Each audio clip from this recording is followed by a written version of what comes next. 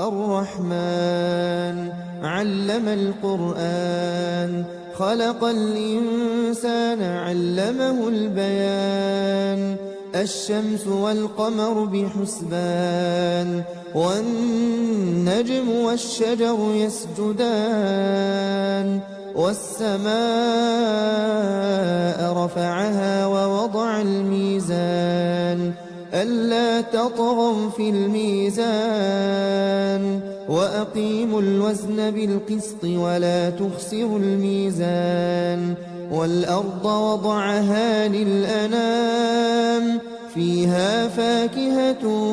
والنخل ذات الأكمام والحب ذو العصف والريحان فبأي آلاء ربكما تكذبان خلق الإنسان من صلصال كالفخار وخلق الجان من